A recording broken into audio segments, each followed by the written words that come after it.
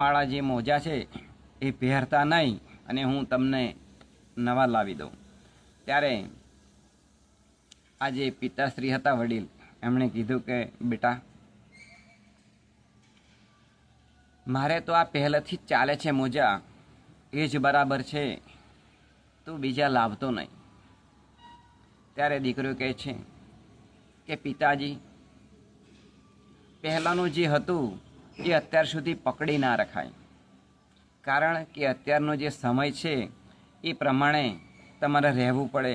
આપણા ઘરે કોઈક મહેમાન આવે અને જોવે તો મને કેવું લાગે કે જોયું, એમના પિતાશ્રીને પણ આ દીકરો એ મોજા લઈ આપતો નથી. એટલે મારી જે ક્રેડિટ છે એ ઓછી થાય. કોઈ વખત આપણા સગા સંબંધી આવે, કોઈ વખત મારા કંપનીના મિત્રો આવે, તો એમને એમ લાગે કે આ જે છે ભાઈ એ એમના પિતાશ્રીની સારી સેવા એ કરતો નથી. ત્યારે આ પિતાશ્રી કહે છે કે બેટા, સારું, આ જે મોજા છે એ હું રાખી મૂકું છું કબાટની અંદર.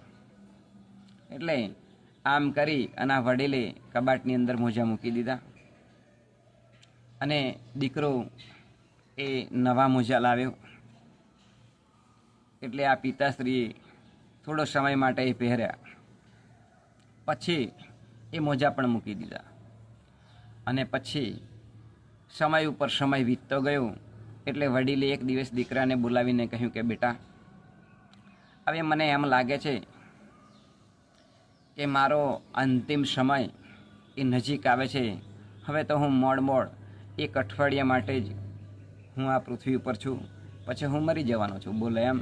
તો કે હા. એટલે દીકરો કહે કે બાપુજી, તમે આવું ના બોલો.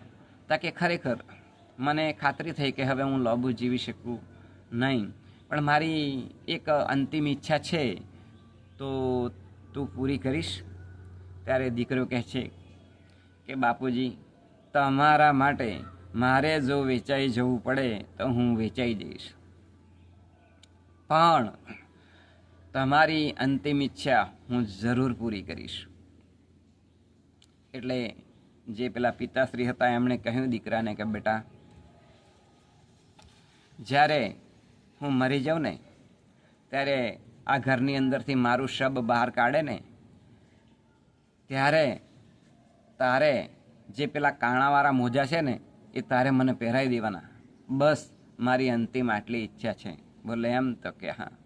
એટલે દીકરાએ કહ્યું કે સારું પિતાશ્રી, આપની અંતિમ